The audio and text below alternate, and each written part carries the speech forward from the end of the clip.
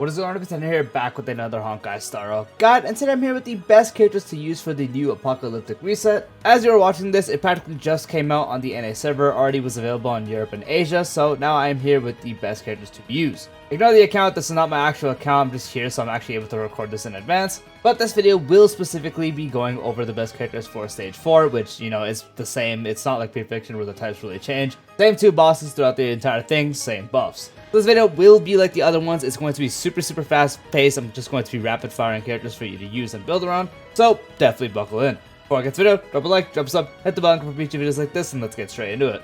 So obviously starting it off, looking over all the buffs for both halves and also the main one. So as we do have right here, when enemy units with Steadfast Safeguard are weakness broken, dispels control states for all allies, and allies immediately take action and restore HP. All enemies take 25% more Memo Sprite skill damage and 15% more skill damage. And then for the first half buffs, we do have the first one being, while any character following the path of erudition is on the team, increases all allies all-type res pen by 15%. Second one is increases ultimate damage dealt by all allies by 50% and effect res by 50%. And the last one is, after any ally target consumes their own HP, increases their damage dealt by 55% for 3 turns. And for the second half, we do have the first one, which is when any ally target breaks an enemy target's weakness, increases all ally target speed by 20% for 2 turns. Second one is, after any ally target's HP was consumed, they restore HP equal to 60% of HP consumed. This can restore a maximum of 50% HP per turn. The last one is increases ally target's follow-up attack damage dealt by 30%, with an additional increase of 30% against enemy targets that are weakness broken.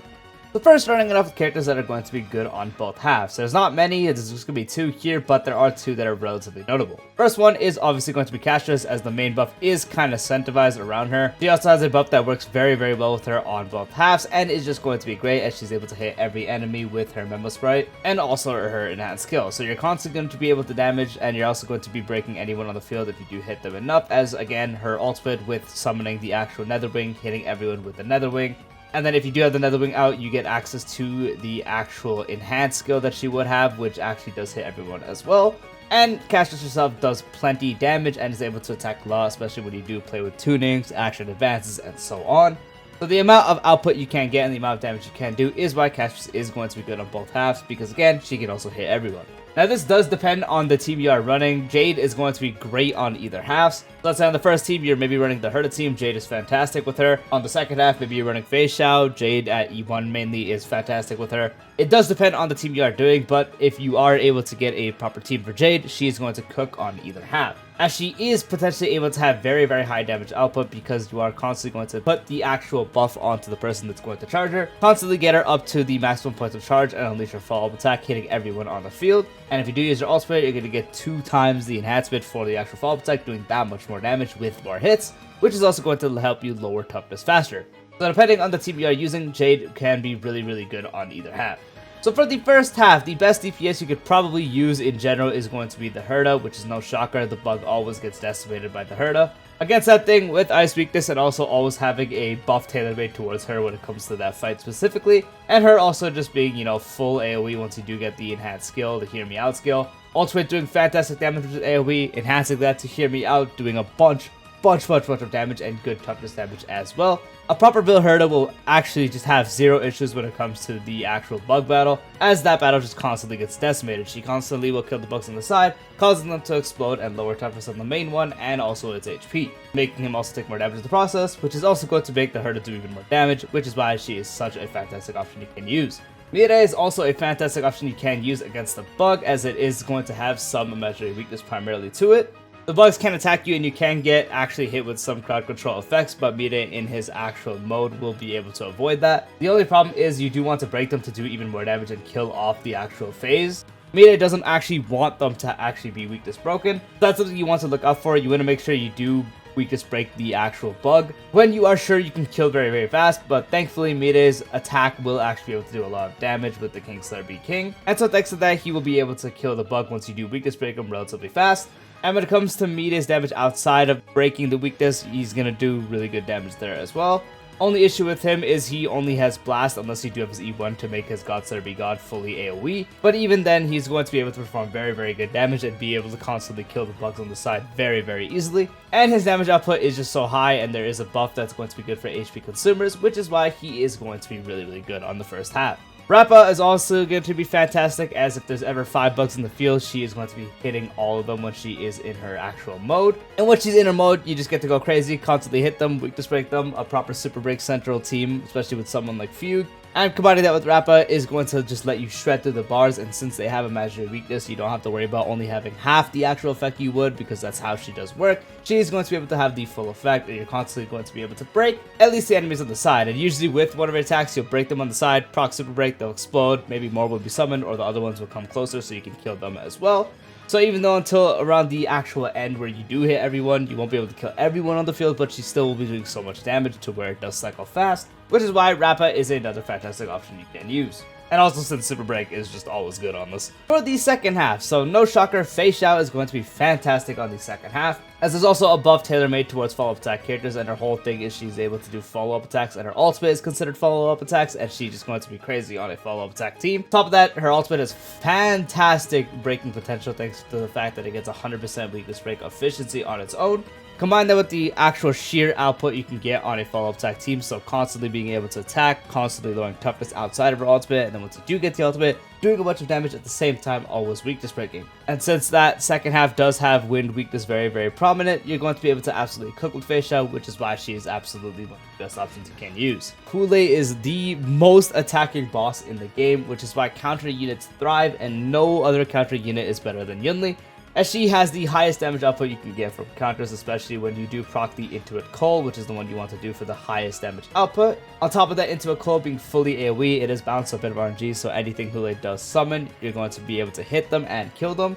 And since Hulei himself attacks so goddamn much, you're constantly going to be able to get these counters off, get more energy back to constantly be able to refresh the ultimate. So even if you don't have the actual ultimate up, you're still going to be able to just having the regular counter go off and off and off and off and off and off, and constantly doing damage and getting them closer to weakness break to where you can finish them off. The only problem these counter units have were their main source of damage, so same thing as Clara, which I'm honestly going to group these guys together right here, both Clara and Yunli. Clara is weaker on the side, but she still does have the counters. And as I mentioned, Hulei attacks a bunch, so if Clara getting hit, constantly countering, you have the ultimate up, it's even more damage and becomes blast. Again, Yunli is stronger, but you can still use Clara just fine, as they both are countering units. Only downside, as I was going to mention, is that if they are weakness broken, they can't get a counter off. You have to finish them off with a proper way. Having a second way to do damage and actually be sure to kill the Hulei boss when he is weakness broken is going to be preferable, because they won't be able to do counter damage if you already have the enemy weakness broken. So that's something you want to actually deal with, and if you can, they are fantastic. No shocker, Buto is also one of the best characters to deal with the Hulei boss, as he just absolutely decimates weakness bars and also just shreds Hulei at the same time. Weakness break Hulei and bye-bye Hulei. Locking Hulei into the duel and just constantly attacking him, you can hit the enemies on the side to charge up his pocket trick shots. Once you have max stacks, switch over to Hulei, get him down. You can use ultimate to implement physical weakness, which doesn't really matter since they already do. You can also delay actions, so that's good to be good, so you don't get hit as much. And then when it comes time to blasting Hulei in the face, you're going to do exactly that. Shred through the toughest bars, weakness break, and bye-bye Hulei. So that's why Buto is none other than one of the best units to use against this boss in particular. As I mentioned, Super Break is fantastic, and the actual Hulei side does have fire weakness, and so Firefly's weakness implant is very helpful. But since they already have innate fire weakness, it's that much more valuable. Not really because of the weakness, but now you can just constantly do damage at all times. The Firefly being able to blast everyone on the side, you proc a Super Break, which is going to be able to kill enemies on the side very easily while you do focus Hulei himself. And once you do get to weakness break Hulei himself, then Hulei starts taking a bunch of damage and you absolutely shred through him. Not really much to say about Firefly, especially if you do have something like E2 where you get even more turns. It becomes that much more stronger, because the more output you can do in Apocalyptic Shadow especially, and in any game mode, is always just better. So the damage output you can get with Firefly and the weakness break is why she is going to be really good in this one as well. Very big shocker, but with the right supports now, and especially with how Hulei attacks so much, Blade is actually a really solid option. Just because, as I mentioned, Blade attacks so much to the point you're constantly going to be able to charge up Blade and get the AoE proc, which is going to do a bunch of damage to enemies on the side and also lower Hulei down, while you do focus him with the enhanced basic attack, which unfortunately doesn't actually get a buff, as it focuses more on skill, but it still will do fine, and then the ultimate also being blast will help you kill. And as I mentioned, Hulei attacks so much, you're constantly going to be able to get Blade up to 5 stacks and proc his follow-up attack. And with someone especially like Tribi in the game now, Blade's damage is actually very solid. So if you are able to build a Tribi Blade team especially around him, then he can actually perform very well on this fight.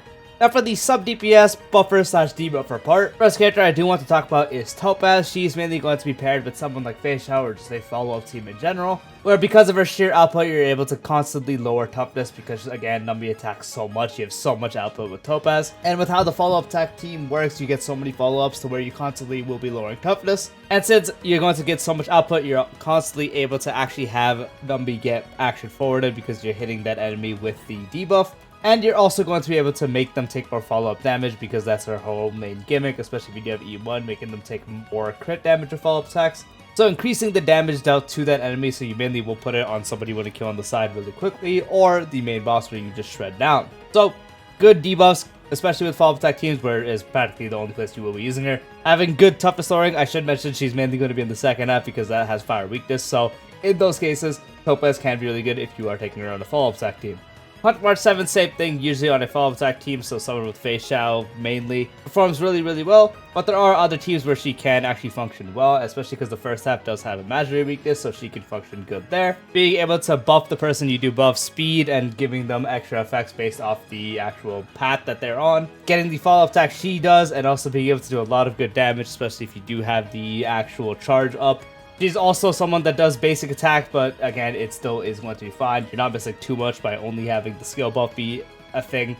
The main buff only buffing it by 15% is something that's pretty negligible. You can still use basic attack characters. And so, because of her buffing capabilities, good output, and good toughness lowering because of how much she can potentially attack, is why she is a fantastic sub-DPS to use, / buffer. Debuffer side, Jiaoqiu is fantastic general debuffer just because you don't have to constantly reapply debuffs. Since the way his Ashen Roast is, you just pop the ult and it's practically always up. If you're using someone that does ult damage, such as Yunli, he's actually a good pairing with Yunli. Making them take more ult damage is going to be great. And then he also does have his general vulnerability in his talent, so that's going to be another thing. And it's not really like a thing where you apply the ult and then once the enemy dies, you have to reapply the ult. They won't have it anymore. They get to stay in it, which is why it's super, super good.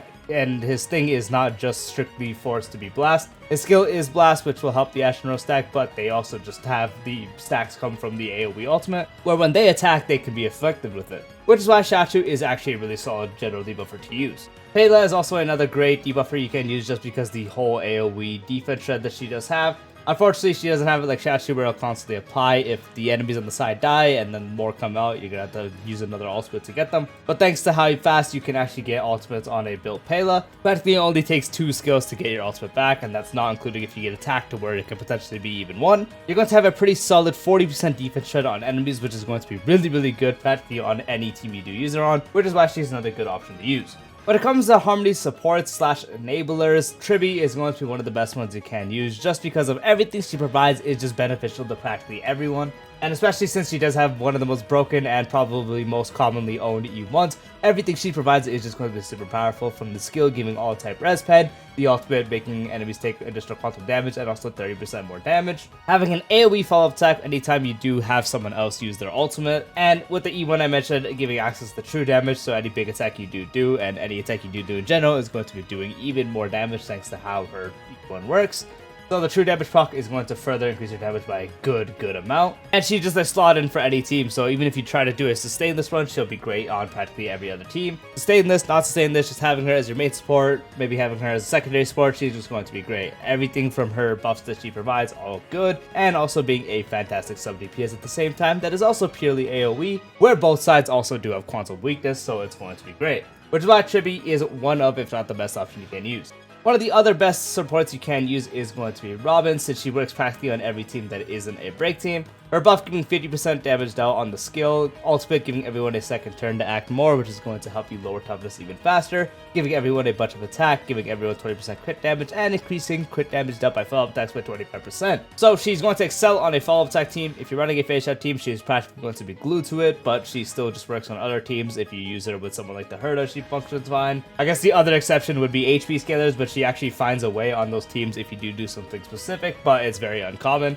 So practically any team that is not break exclusively, and then most part HP scalers, any other team she's going to function really good on, since all her buffs are very good. Crit damage only doesn't really work on someone like Break or Dot, but Dot is practically ignored. So all her buffs being super beneficial, especially the fact that you give everyone on the team a second turn, is just so good, which is why she's one of the other best options. Ruan Mei is also another fantastic general buffer that you can use. She's going to excel on a break team if you're running a break team, which is very, very common. She is going to be glued to that. Her skill buffing damage down and also giving everyone weakness break efficiency. Ultimate giving everyone all-type rest pen and also giving the access to re-breaking enemies. Talent giving everyone speed, and then her bonus abilities is giving everyone break effect and also being able to further increase the damage dealt that her skill gives. General buffer, as I mentioned again, all her buffs this time actually do just go on any team. There's really no teams that don't benefit from her. She may not be the complete optimal option on those teams, but she still is going to be good on them. And then if you are running a break team, she's going to be glued to that, which is why Run May is another fantastic option. Sunday is another fantastic buffer you can actually use. Any DPS that wants an action forward, he's always going to be the best option.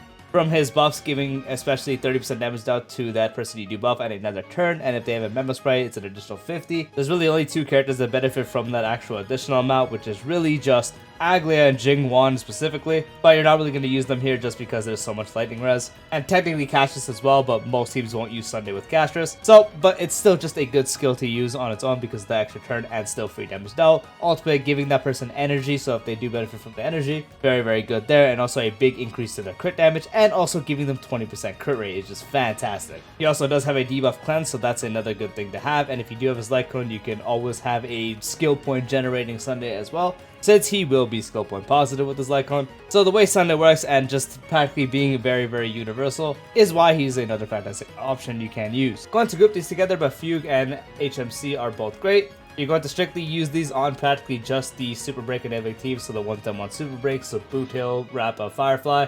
Since they both are the enablers, have a primary conversion to Super Break, as Harmony MC does have on the ultimate and Fugue does have from the talent, and also since Fugue does provide some other stuff, such as a defense shred, also is able to hit everyone with the blast basic attack and also a fully AoE ultimate. More break effect for the bonus abilities and also giving herself some break effect is going to be great. And having the extra weakness break bar to do even more damage is another fantastic thing to give. And then HMC providing a big break effect buff and also being able to convert to Super Break. AoE bounce skill is going to help as well if you are able to lower it. So in Super Break teams, both of these are going to be a staple. Depending on which one, you don't really run them together. You can, but usually it's one or the other, and both of them are fantastic. RMC is also fantastic with having the access to true damage thanks to Mem's actual buff, also giving it extra turn to whoever you do give that Mem's buff to. Primarily used with someone like Castress on this, but still is just great at all times pretty much because the true damage is just beneficial to everyone. Crit damage buff will only be to crit based DPS, so that's something to take note of. Having an AoE ultimate does help a bit as well, but again, it's mainly for the fact that the support gives that person you do choose to buff true damage access and also does give them another turn.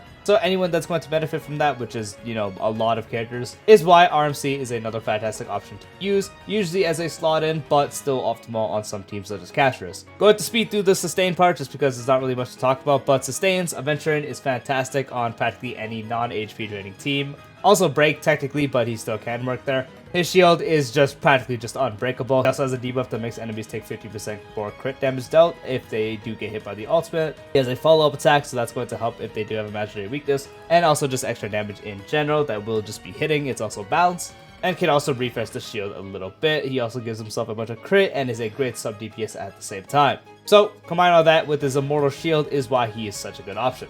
Link's healing output is fantastic. AoE skill, AoE ultimate, and AoE hitting talent, which heals a lot, and the actual bunnies that do hit will actually have an AoE cleanse, so if you get CC'd for multiple people on the team, you're able to cleanse the CC of all of them, which is super, super powerful, and her healing output is very, very high. And you don't really have to spam skill with her, so she's not super, super skill point hungry, she's pretty skill point neutral. And in certain ways, you can actually build her to be a generator, but that's specific. And if you are pairing her on a break team, which is very, very common, she's actually able to do very, very good break damage on herself, especially with the super break. It's the way you do build her is also based off break effect. So helping you lower toughness with their attacks is very good. Having very good healing, having AoE debuff cleanse is why she's such a great option. Oh, I forgot to mention she also does have a debuff that makes enemies take more break damage, so that's fantastic for break DPS. So again, fantastic option.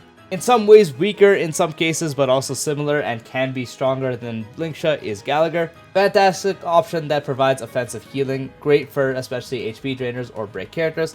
Weaker version of Linksha's break damage debuff that she does have to make enemies take more break damage. He has a weaker version, but it's still there. They primarily use him on break teams where he's still great, but he's still a fantastic sustain in general. And since he's a 4-star, he's very accessible to dupes, so there's a chance you might have all of these or a lot of them. So a bunch of free effects. Usually you want the E2 so he gets access to a debuff cleanse, because in his base kit he doesn't actually have one. So good offensive healing, good access to dupes, and also just having the break debuff if that does come in beneficial, and also doing good toughness damage himself, which is why he's a great option to use. Buffo is another fantastic general sustain you can use. Has cleanse in her base kit, does heal a very good amount, and if you do have an attack scaling DPS, her 40% attack buff is great. On top of that, she also gives everyone 20% energy based off their max energy. So on top of getting great healing and a debuff cleanse, she also does provide a really nice buff if someone can use it, which is why she is another great option you can use. And I want to mention Luocha now just because he has one of the, if not the highest healing output in the game. Practically never had to use skill on him either. He also have a buff removal on his ultimate, but like that's whatever. And then you do have the zone deployed, and you also now have offensive healing as well. He's actually Rise just because HP drain is becoming very meta right now. So especially on a team that you may be doing, such as like a dual Castress and Media team, he's able to sustain all of that. And it's just a fantastic general sustain you can use. Now for where you kind of want to take what buff, this is very self-explanatory. If you are running the Herta team or any primary edition team, you would take the first one. Anyone that mainly does their damage off ultimate, so Yunli and such, you would take the second one, and if you are running an HP draining DPS, then you will take the third one. For the second half, any break related team will take the first one, the second one will be taken by any HP related draining DPS, and the last one will be for any follow-up attack related team. And if that is the video, that is the best characters to use. I know it's very long and very fast paced, but I did mention at the beginning of the video, so comment down below what you are using to give other people more ideas on what they can use. So I want to say, peace out.